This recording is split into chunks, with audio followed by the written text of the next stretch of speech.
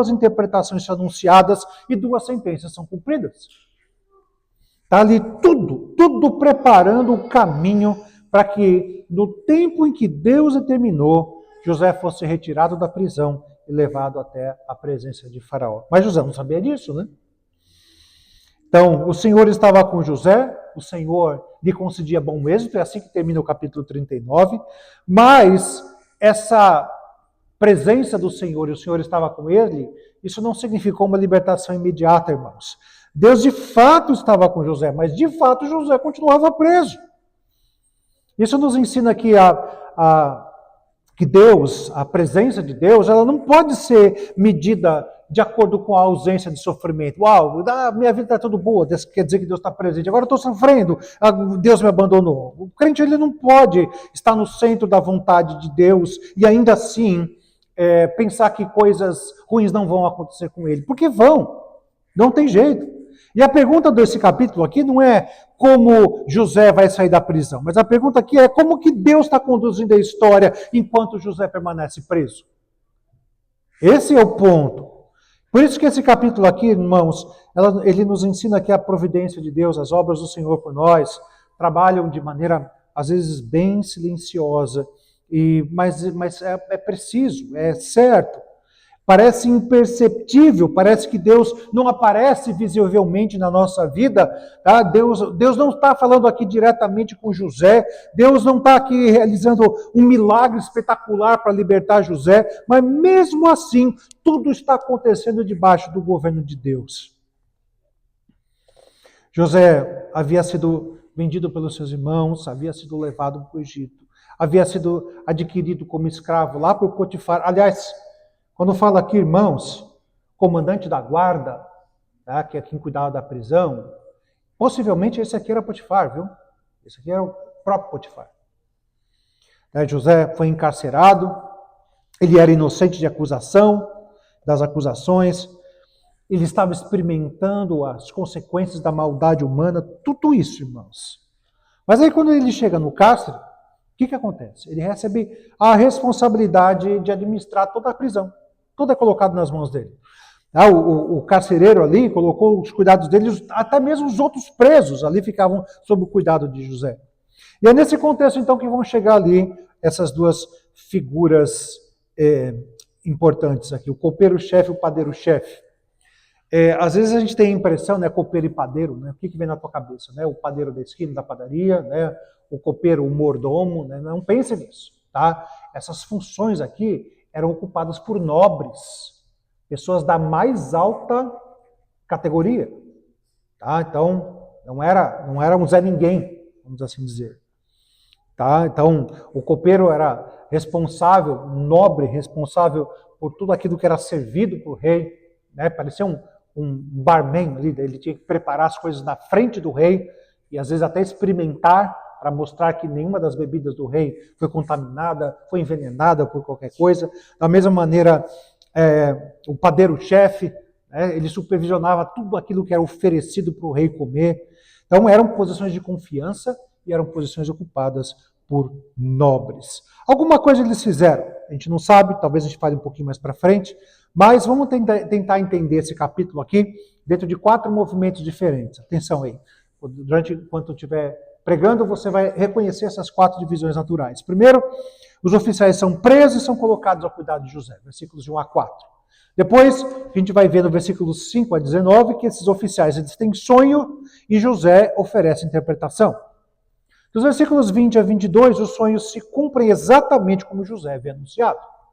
E o versículo 23, a nossa última divisão, o copeiro é restaurado, mas ele vai se esquecer completamente de José.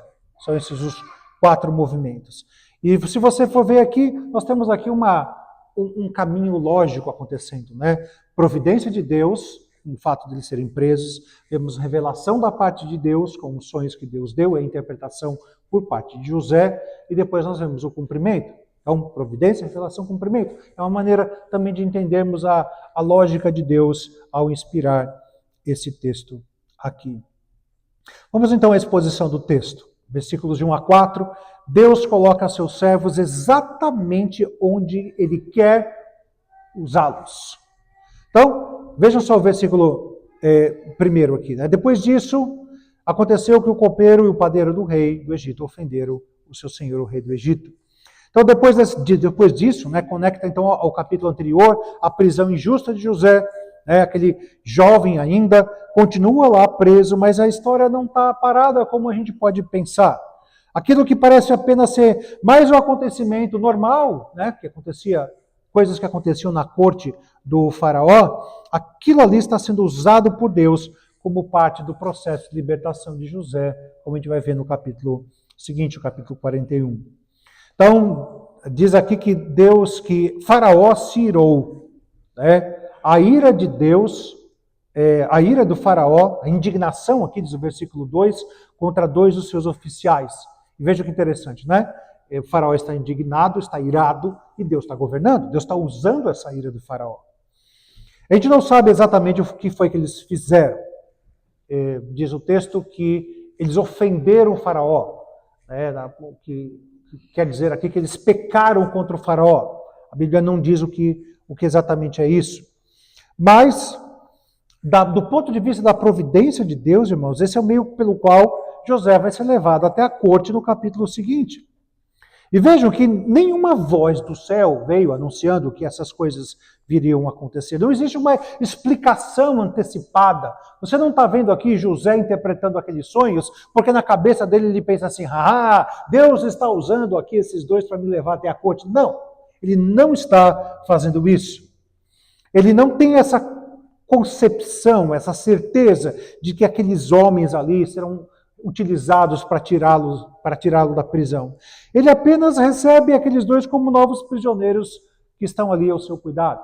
Vamos lembrar aqui, né, essa prisão aqui ficava ou anexa ou próximo à casa de Potifar. Potifar era o responsável por cuidar dessa prisão, que não era uma prisão normal, era uma prisão do faraó, em que ele colocava os servos de faraó ali, e ele era responsável por cuidar deles. Por isso que José foi para lá como uma concessão feita, e os dois nobres ali, o copeiro e o padeiro, também foram para lá. Irmãos, Deus governa acontecimentos que às vezes para nós parecem tão ocasionais, às vezes tão desconectados da realidade, parecem tão insignificantes, mas Deus está governando nesses detalhes, irmãos. Ele não depende de eventos extraordinários. Às vezes você acha que Deus vai cuidar de você com um anjo aparecendo no céu, e Deus está cuidando de você através de um esbarrão numa pessoa que você dá na calçada, e você não sabe disso. Vejam que ele está usando aqui a ira do rei, está usando aqui a prisão de 2 oficiais, está usando aqui uma noite de sono inquieta por parte desses oficiais. Tudo isso para quê? Para fazer a vontade dele. É por isso que nós entendemos, né, até a própria confissão, que nossa denominação segue, a confissão de fé do Westminster, que ensina que Deus, na sua providência, ele sustenta, ele dirige, ele dispõe, ele governa todas as criaturas, ele governa todas as ações, desde a menor até a maior. Isso aqui a gente vê claro em Gênesis, irmãos, aqui nessa história. A prisão de José, a queda dos oficiais, os sonhos, o esquecimento do copeiro, tudo isso está debaixo desse governo soberano de Deus. Nada foge a esse governo. Mas não significa que Deus está aprovando moralmente cada uma dessas coisas. Veja, isso é outra coisa. Okay? A falsa acusação contra José foi pecado. Isso, sem dúvida nenhuma, foi pecado. O tratamento que ele recebeu foi injusto. Mas a providência divina ali, irmãos, não está transformando o mal em bem moral, mas ele está governando até os atos maus dessas criaturas. Para quê? Para que Deus faça a sua vontade, que é boa, perfeita e agradável, sem ser mal. Deus não está causando o mal, ele está usando o mal das suas criaturas. Os homens, seres humanos, agem de acordo com os desejos dos corações de cada ser humano é responsável por cada escolha que faz, por cada decisão que toma. Mas acima disso tudo, irmãos, acima dessas ações humanas, Deus ele está conduzindo a história e ele vai cumprir seus propósitos santos. Não tem jeito. Então, diz aqui também que ele foi responsabilizado, né, de servir os outros presos. José ficou encarregado de servi-los, que está escrito aqui. Então, veja só que José não os recebeu como instrumentos da sua liberdade. Vou usar aqui o copeiro para me ver livre da prisão. Não. Ele recebeu como aquele que deveria servi-los. Né? E por quê? Porque ele nem sequer desconfiava que aquela história, que aqueles acontecimentos iriam ser usados por Deus para a sua libertação. Isso, irmãos, é muito significativo, porque José jamais permitiu que a injustiça que ele sofreu destruísse essa disposição interior dele de servir. Jamais. Às vezes é o que acontece, né? Veja que ele podia muito bem ter se tornado meio amargo, meio indiferente a Deus. Ele podia dizer assim, olha, eu servi fielmente a casa de Potifar e olha o que foi que eu recebi em troca. Vim parar na prisão. Não vale a pena ser fiel, não vale a pena servir esse bando de ímpio. Não foi nada disso, irmãos. Ele continuou exercendo todas as suas responsabilidades. José está servindo a Deus, está servindo as pessoas de uma prisão, servindo pessoas que não acolheram ele. Essa fidelidade dele, irmãos, não deve ser entendida assim como uma qualidade natural. Olha como José foi bom. Não é que José está merecendo a bênção. O ponto aqui não é esse. O Senhor estava com José. Esse é o segredo. É assim que termina o capítulo anterior. E é por causa disso que o Senhor estava com José que ele agia dessa maneira. A graça, irmãos, a graça de Deus, ela não apenas salva a gente da condenação, mas ela vai nos sustentando em todo o tempo, sabe? Nos capacita a servir em lugares que às vezes a gente não escolheríamos servir a Deus. Veja, irmãos, nem sempre a gente pode escolher o lugar em que a gente vai servir o Senhor. Nem sempre. Algumas vezes o Senhor nos chama para servi-lo dentro de circunstâncias que são aparentemente bem frustrantes. Será que eu posso servir a Deus se eu estou passando por uma doença durante muito tempo? Posso. Será que eu consigo servir a Deus se eu estou naquele emprego no qual eu vou trabalhar todo dia chorando, de tão ruim que é? Você pode servir a Deus nesse lugar também. Será que sua família impede guerra um contra o outro? Você pode servir a Deus dentro da sua casa? Sim, você pode também. Será que, mesmo quando ninguém me destaca, ninguém me elogia, ninguém fala nada na igreja das coisas que eu faço, ninguém reconhece o meu trabalho, eu posso continuar servindo ao Senhor? Sim, você pode também. Será que durante uma crise financeira, no qual você está vendendo almoço para comprar janta, será que você pode servir ao Senhor nessa situação? Também você pode. Será que quando você sofre uma grande injustiça, alguém te passa a perna, te engana, você pode continuar servindo ao Senhor? Sim, você pode. E José nos ensina isso. Por isso que a pergunta não é quando Deus vai me tirar daqui. A pergunta é como eu posso glorificar Deus enquanto eu estou aqui. Lembra que eu falei para vocês? Não é a tua história. Não se preocupe com você.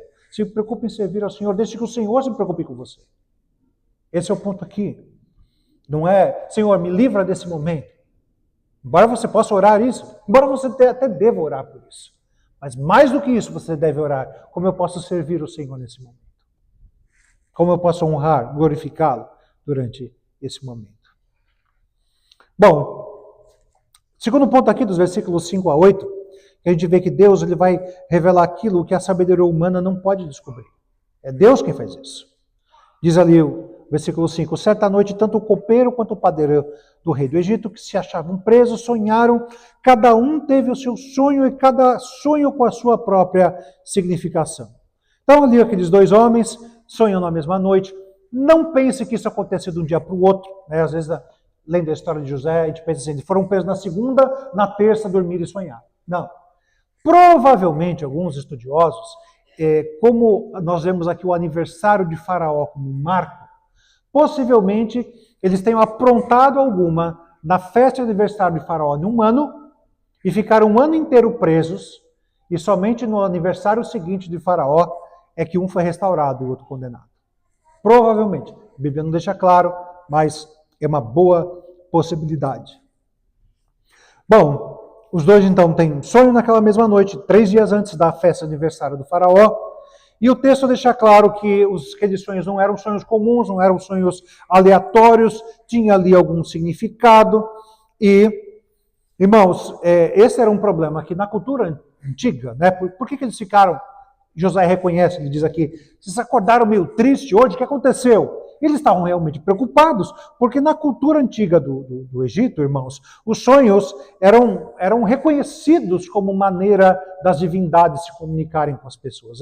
Isso era cultural. Existiam ali especialistas, tinha livros antigos com manuais sobre como interpretar sonhos, né? O rei tinha ali uma comitiva, um departamento do seu governo, só para que isso acontecesse, essas interpretações de sonhos. E aí é um problema. Eles ali, aqueles oficiais, aqueles nobres, o copeiro e o padeiro, como estavam presos, não tinham acesso a esses intérpretes, não tinham acesso àqueles que poderiam interpretar os sonhos. E aí então José acorda, pela manhã, encontra eles, percebe que eles estão abatidos. Por que vocês estão meio tristes hoje? Então, vejam, irmãos, que só de perguntar essas coisas, José já mostra ali as suas intenções. Porque veja só, né, ele já tinha passado por maus bocados. José já havia sido injustiçado por 2 vezes. Né, foi vendido pelos irmãos e agora levado à prisão por algo que não fez.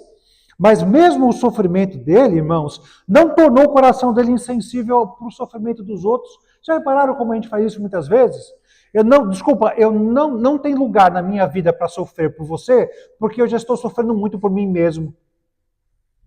E às vezes a gente acha que é assim mesmo. Não, eu tenho justificativa para ser insensível. Porque o meu sofrimento me basta. Eu não preciso mais adicionar o seu sofrimento à minha vida. Você acha que isso aí tem base bíblica para viver desse jeito? Para viver dessa forma? José, ele tinha todas as razões do mundo para pensar só nele, irmãos. Mas não foi assim que ele agiu. Ele acordou naquela manhã e ele prestou atenção no rosto daqueles 2 presos. Ele percebeu que havia alguma coisa errada com eles. Esse José, irmãos. Vejam que aqui é uma marca importante de verdadeira maturidade espiritual, queridos, porque o sofrimento não pode transformar a gente fechado no nosso próprio mundo. Seu sofrimento não pode fazer você se trancar dentro de você mesmo. Pensa nisso. A graça de Deus, essa sim, ela pode nos fazer sensíveis às dores dos irmãos que estão à nossa volta, daqueles que amamos. Mesmo enquanto sofremos, podemos sim compartilhar o sofrimento do outro. E aí os oficiais respondem, nós tivemos um sonho, mas não há quem interprete. Então o problema deles não era a ausência do sonho, mas era a ausência de alguém que interpretasse sem autorização, ou tivesse autorização para interpretar. Eles tinham ali uma revelação, mas não sabiam o que significava. E aí então que nós temos a declaração de José. Não é verdade que as interpretações pertencem a Deus? Conte-me os seus sonhos. É assim que José responde a eles. Então, vejam que importante que é isso aqui, né? As interpretações pertencem exclusivamente ao Senhor. José não está ali se colocando como alguém que tem um poder divino, autônomo, irmãos, nada disso, mas ele inclusive está negando que a capacidade de interpretar esteja nele como uma habilidade independente. Ele não é assim, tá? Não é um super-herói. Então, veja o que ele está afirmando com isso. A interpretação não pertence à sabedoria humana. Quem interpreta sonhos não são homens, mas é o próprio Deus. A interpretação pertence somente a Ele. Interessante disso tudo, irmãos, é que ele já estava ali 13 anos já longe dos seus pais, ou do seu pai, a sua mãe havia morrido já. Deus, em nenhum momento desses 13 anos que ele esteve longe, apareceu em sonho para consolá-lo. Em nenhum momento, durante 13 anos, Deus disse para ele, olha, fica tranquilo, eu estou cuidando das coisas, você vai se tornar vice-governador do Egito. Em nenhum momento. Agora, olha só, Deus deu sonhos para aqueles dois ímpios ali presos, o copeiro e o padeiro, mas para ele nunca deu nenhum depois que ele foi vendido como escravo. E mesmo assim, ele estava ali para servir. Então, ele não se apresentou como especialista em sonhos, mas ele glorificou o Senhor. Ele falou, a atenção tem que estar no Senhor, não tem que estar em mim. Eu não sou o astro, eu não sou a estrela principal desse espetáculo. Olhem para o Senhor. E isso, irmãos, era um contraste muito grande com a realidade do Egito naquela época. Por quê? Porque o Egito, irmãos, possuía ali uma infinidade de sacerdotes, magos, intérpretes. Mas a verdade é que somente o Deus da aliança conhece o futuro. Sabe por quê? Porque é Ele que determina o futuro. A sabedoria humana, a gente pode até observar, pode comparar, a gente pode até especular as coisas, mas somente Deus conhece perfeitamente todas as coisas, irmãos, porque foi Ele que decretou até o fim, e Ele fez isso antes das coisas sequer começarem. Por isso que esse texto aqui, já vou deixar claro, não autoriza nenhum de nós a procurar mensagens divinas dos nossos sonhos. Não faça isso. Veja que esse texto aqui, ele vai descrever um período da história em que Deus concedia de fato revelações especiais por meio de sonhos. Mas essa interpretação não veio assim, surgiu do nada da cabeça de José, mas a própria interpretação também veio de maneira sobrenatural, dada por Deus. E hoje, irmãos, graças a Deus, graças à graça de Deus, nós não precisamos mais recorrer a isso, a sonhos, a presságios, não é? Da mesma maneira em que os ímpios correm para horóscopos, para adivinhações, cartomantes, médios, a gente não precisa de nada disso. Por quê? Porque Deus nos deu a sua palavra escrita.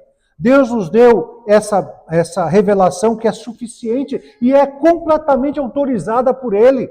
Nós não precisamos de mais nada.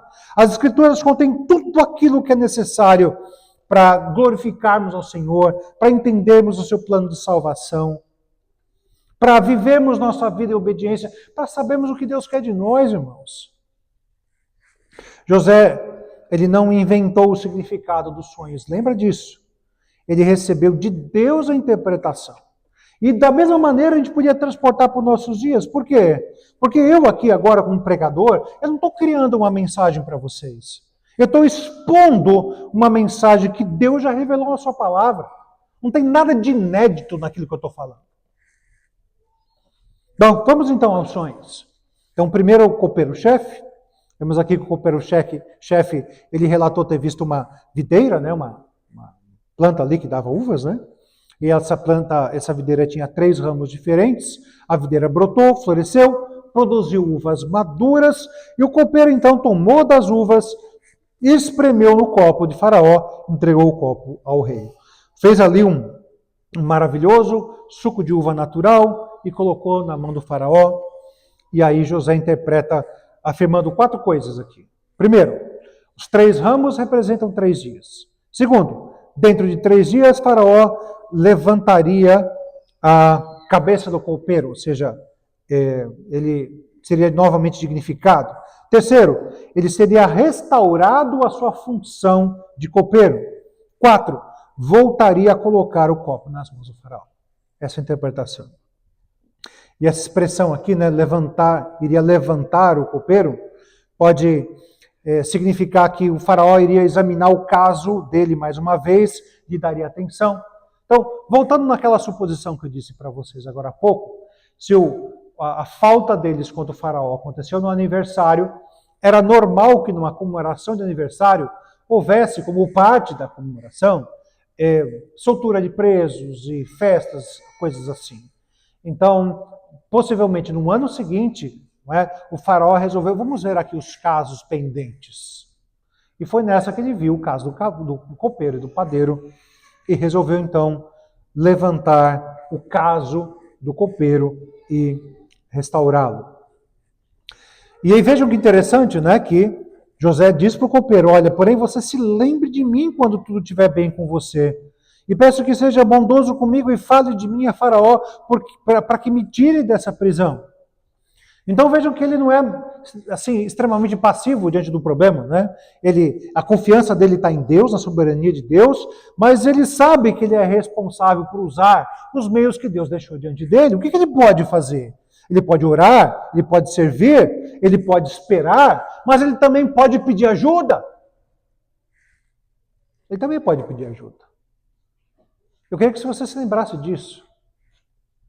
Você deve confiar no Senhor quando você está passando por dificuldades. Mas não se esqueça de pedir ajuda. Usa os meios que Deus lhe deu. Deus te deu irmãos, Deus te deu família. Deus te deu família da fé.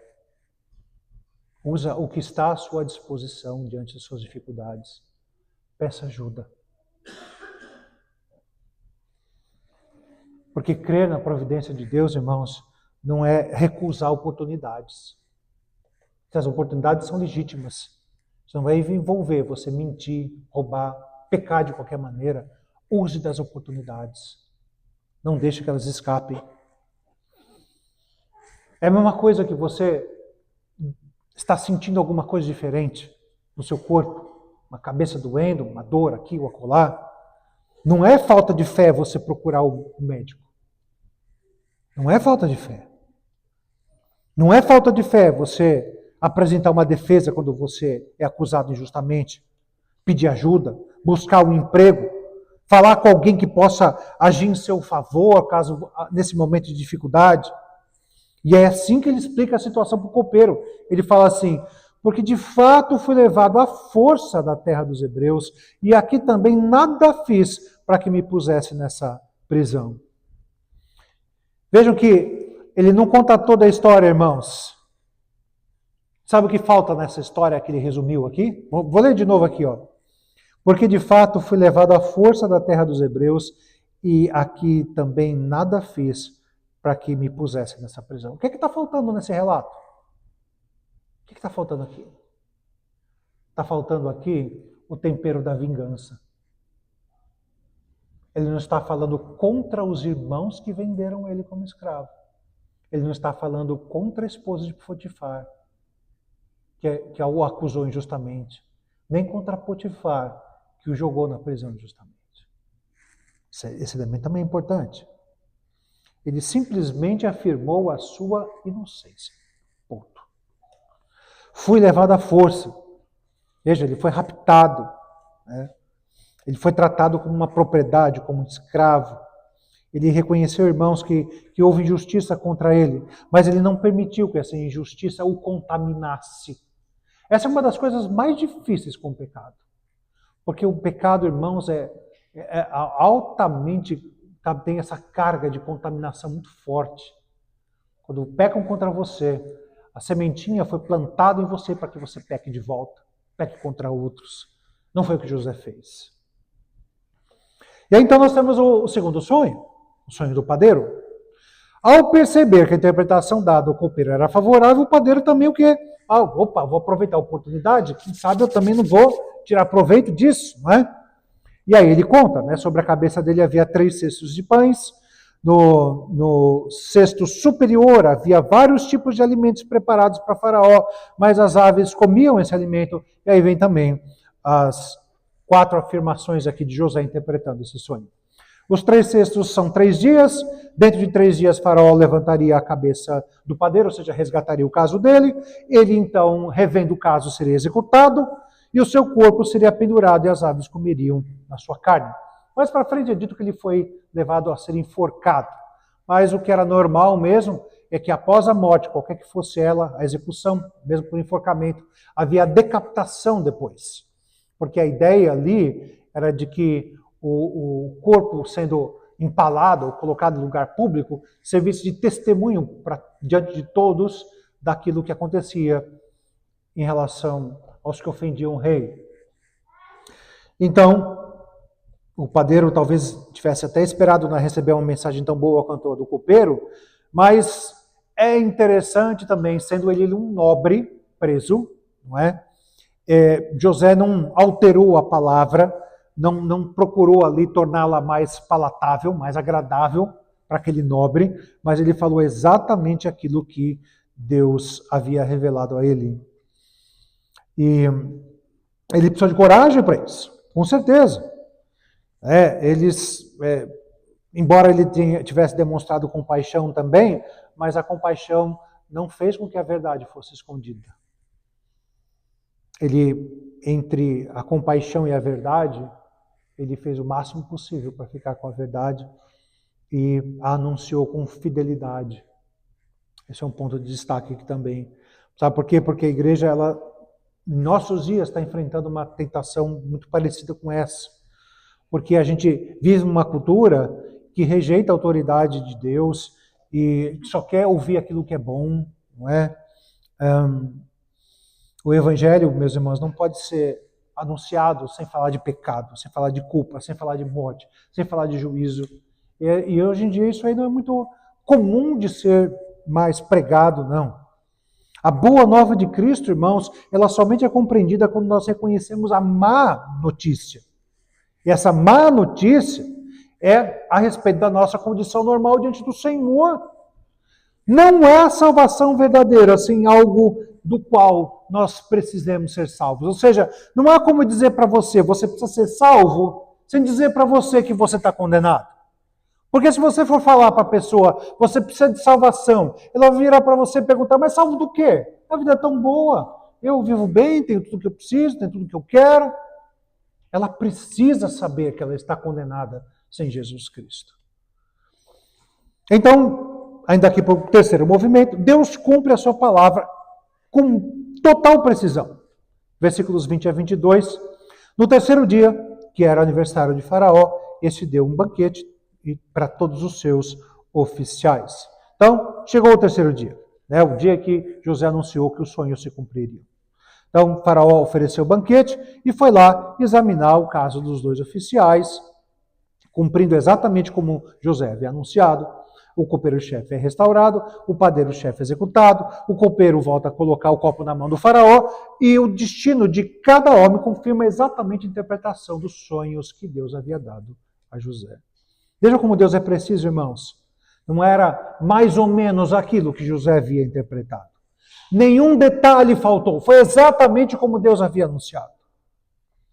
E aí então, nós vemos, né, que Faraó, ele tinha autoridade para restaurar um homem e para matar o outro. Tá?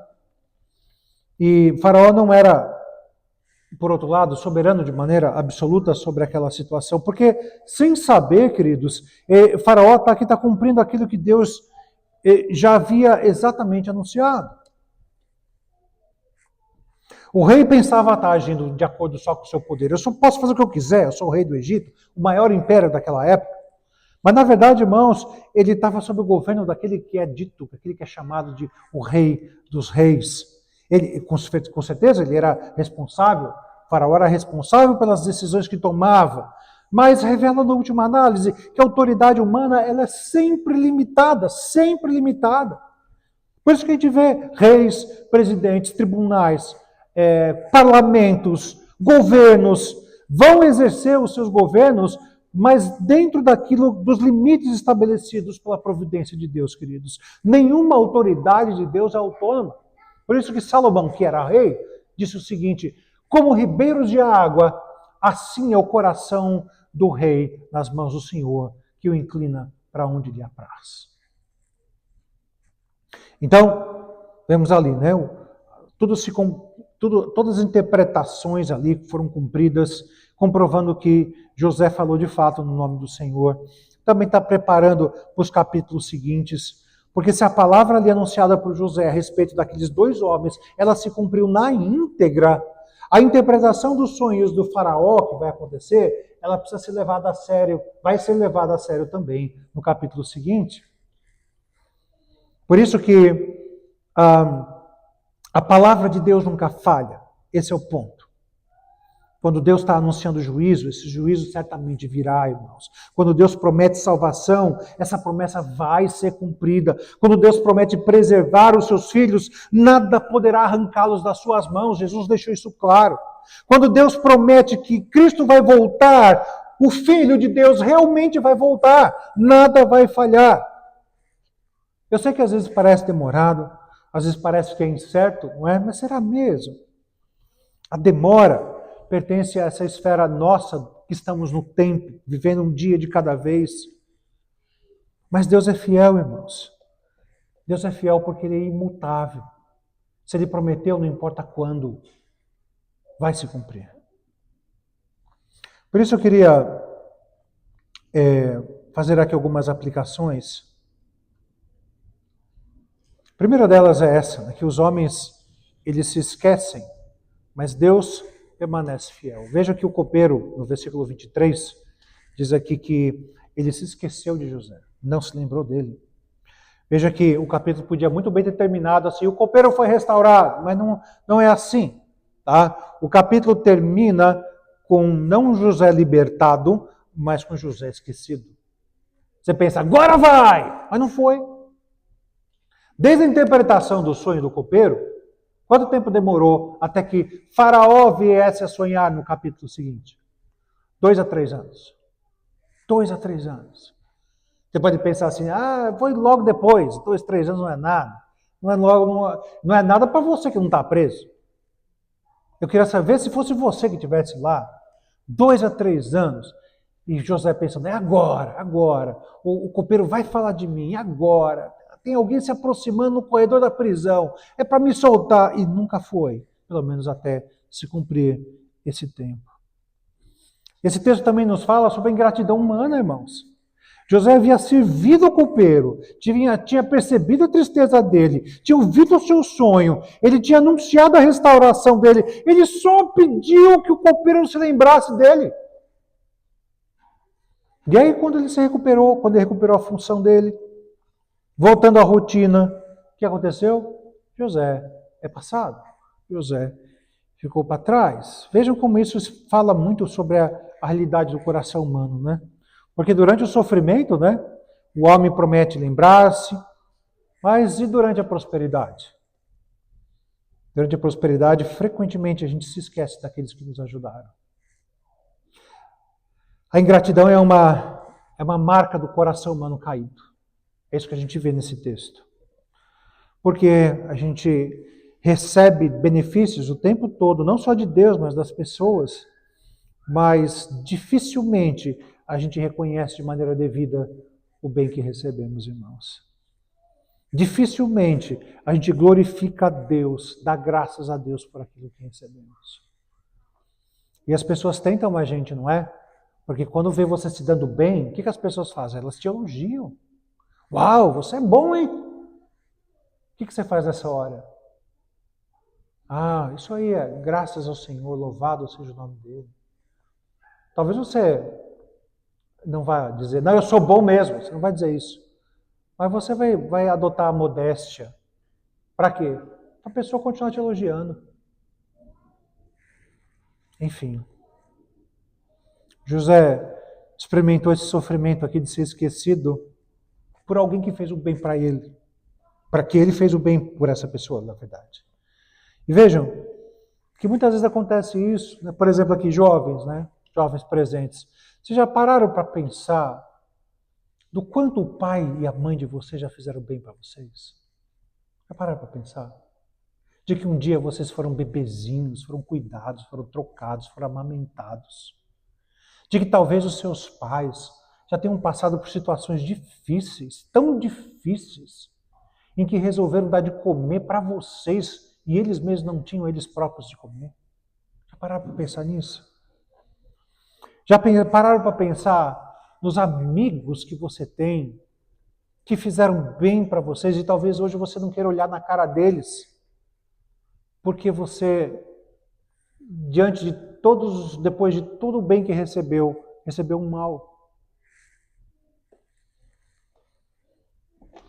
Já pararam para pensar no benefício, na bênção que Deus deu a vocês, membros da igreja, serem abençoados semanalmente pelos diáconos da igreja, serem abençoados pelos presbíteros da igreja, pelo pastor da igreja. Você reconhece o bem que vocês têm recebido em meio àqueles que servem vocês, aqueles que tocam dominicalmente para vocês, que chegam bem mais cedo que vocês na igreja, para preparar e deixar tudo pronto para que as coisas estejam em ordem, para que o culto comece. Aqueles que trabalham na tesouraria da igreja, que gastam suas noites sem ganhar um centavo, mexendo com planilhas e tabelas e relatórios, para que a igreja seja bem administrada. Vejam, irmãos, o texto não minimiza a dor de alguém que foi esquecido depois de ter feito bem. O copeiro realmente esqueceu, foi uma falha moral do copeiro. Mas mesmo sem ter reconhecimento, o caráter de José não mudou. José não trabalhava porque era reconhecido. Trabalhava porque a graça do Senhor estava sobre ele. E ele servia ao Senhor através disso. Por isso que o silêncio da parte de Deus, aparente silêncio, que não é uma marca de esquecimento, não significa que Deus se esqueceu. O copeiro sim esqueceu, mas Deus não se esqueceu de José. E esse aqui é o ponto principal. Veja que toda a narrativa vai apontar para isso. Tá? Quando Faraó ali vai ter os seus sonhos, o copeiro finalmente vai se lembrar. 2 anos depois, é verdade, mas vai se lembrar. E esse atraso, irmãos, embora seja pecado por parte do copeiro, ele vai ser usado por Deus para que finalmente José chegue à presença de Faraó. Sabe, porque naquele momento, olha só, irmãos, não sei se vocês já pararam para pensar nisso, mas vamos supor que no momento que o copeiro é restaurado, ele falasse de José. O que ia acontecer? José ia ser solto, na melhor das hipóteses. E aí? Bora para frente, volta para sua casa, vai lá, volta para os hebreus, ou volta para a casa de Potifar, sei lá para onde. Mas o fato que demorou 2 anos é que tinha que ser no tempo em que Faraó tivesse os seus sonhos. Perceberam, irmãos? Por quê? Porque o objetivo de Deus, o objetivo na cabeça de José poderia até ser: eu quero me ver livre da prisão. Aliás, ele disse isso para o copeiro. Mas o objetivo de Deus não era isso. Não era só ser livre da prisão. O objetivo de Deus era alçá-lo ao governo do Egito. E aí não podia ser qualquer hora. Não podia ser imediatamente. Tinha que ser 2 anos depois, quando o faraó tivesse o sonho. Por isso que aquilo que você pode pensar que é um atraso de Deus, Deus está atrasado para cuidar de mim, irmãos, Deus não está atrasado para cuidar de você. Deus não te abandonou. A espera nunca é um desperdício.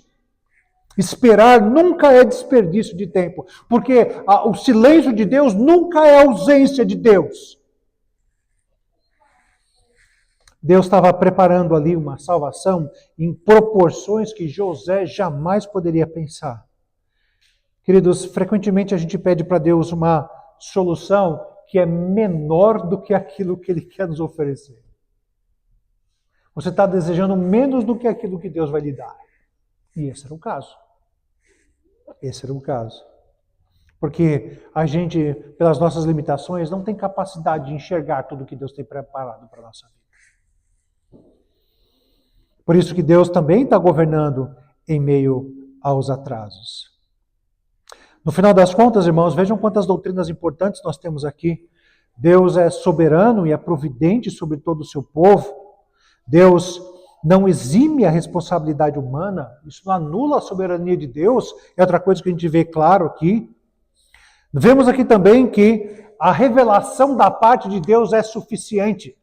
Naquela época, sonhos, visões, nos nossos dias de hoje, nós temos as Escrituras, essa é a revelação suficiente da parte de Deus. Vemos, irmãos, aqui a depravação humana vindo à tona em todos os seus detalhes, na ingratidão, na indiferença, no egoísmo, na omissão de fazer o bem, no esquecimento. Todas essas coisas revelam o que é o coração humano. Mas vamos então ver aqui algumas aplicações. Primeiro, irmãos, levem para casa isso. Sirva a Deus no lugar em que Deus te colocou. Eu não sei qual é o lugar que Deus te botou agora. José, ele podia muito bem ter dito assim: Senhor, me liberta da prisão para que eu possa servir. Para pensar nisso? Mas não é isso que ele diz. Eu vou servir ao Senhor quando eu for liberto. ele está servindo ao Senhor enquanto preso. É muito diferente. Por isso, sirva a Deus no lugar em que Deus te pôs. Deixa eu contar uma história para vocês. A história da Dona Lourdes. Dona Lourdes era uma ovelha minha, quando era pastor em São Paulo. A Dani conheceu ela. Seu Antônio e Dona Lourdes. E a Dona Lourdes, ela foi internada com câncer. Veja, irmãos, eu sei que é meio constrangedor, mas eu vou falar porque o detalhe é importante. Ela tinha câncer no ânus. Foi internada num hospital universitário. E eu fui visitá-la algumas vezes. A interpretação que aquela mulher tinha da realidade, eu falei assim, não é possível. Primeiro que, você sabe o que é o hospital universitário, não é? Quando você tem algum tratamento ali a ser feito, o médico leva um monte de estudantes com ele. E aí eu ia lá visitar a Dona Lourdes, ela falava assim, pastor, que beleza que é esse hospital, pastor. Onde tinha uns 20 médicos ao meu redor me examinando. E eram médicos alunos, né? Imagina, já falei para vocês onde era o câncer. Que maravilha.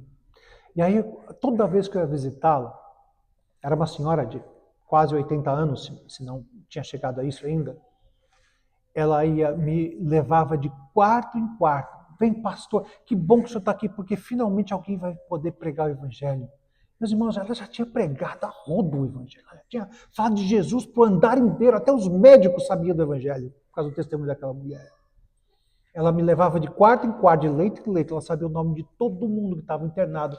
E eu tinha que orar e ler a Bíblia com cada um dos internos. Até os médicos, ela chamava os médicos, falava, esse é meu pastor. Em todo momento ela me apresentava, esse é meu pastor. Eu falei, Dona Lourdes, não tem mais nada para fazer aqui, a senhora já fez tudo. A senhora não precisa de mim, não. Embora eu, de boa vontade, estivesse ali com ela e atendesse ao pedido dela e servisse àqueles que estavam internados. Mas o que mais me admirava nisso era, ela acabou falecendo, está com o Senhor, graças a Deus, mas isso me marcou demais. Ela não estava esperando ficar boa para servir ao Senhor. Irmãos, ela estava ali. E foi ali que Deus a pôs.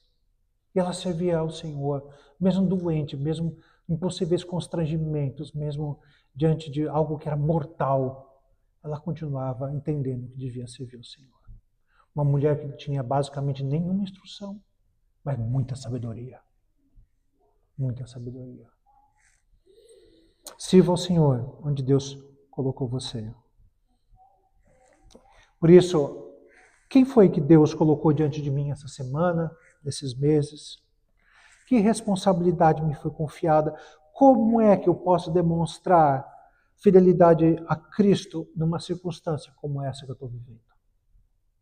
Pensa nisso, querido.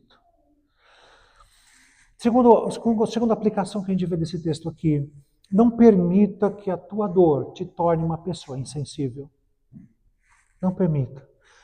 José percebeu que os dois oficiais ali estavam abatidos, mas mesmo assim ele conseguia enxergar o rosto dos outros. Não permita que você só veja o espelho na sua frente. Porque a dor, ela pode sim, né, sermos tentados a nos isolar, pena de mim mesmo, tadinho de mim. Mas a graça que há em Cristo, ela nos capacita a dizer, eu sei, eu estou sofrendo, mas ainda posso ouvir, eu ainda posso orar, eu ainda posso servir os outros. Terceiro, não negligencie os meios legítimos que Deus colocou diante de você, mas nunca abandone a confiança no Senhor. José pediu para que o copeiro se lembrasse dele. Isso não foi incredulidade da parte dele, foi um uso responsável de uma oportunidade que Deus lhe deu. Aproveite as oportunidades. Aproveite. Quarto, aprenda a esperar sem interpretar o silêncio de Deus como se fosse o abandono. Salmo 40 diz, esperei com paciência no Senhor, e Ele se inclinou para mim e me ouviu quando clamei por socorro. O fato de Deus não responder quando você quer que Ele responda não significa que Ele tenha se esquecido de você. Não significa que Deus tenha se esquecido das suas próprias promessas.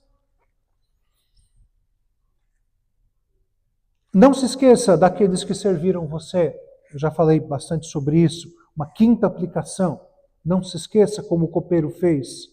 Pais e mães, sexta aplicação, ensine seus filhos a entender as coisas como obra da providência de Deus, não como obra do acaso. Que fique claro no seu ensinamento para os seus filhos, essas coisas estão acontecendo porque Deus quer, Deus cuida de nós.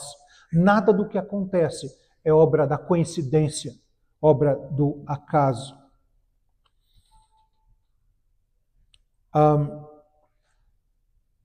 E assim, irmãos, então, nós caminhamos para o fim. Esse capítulo aqui termina com uma frase bem dolorosa, né?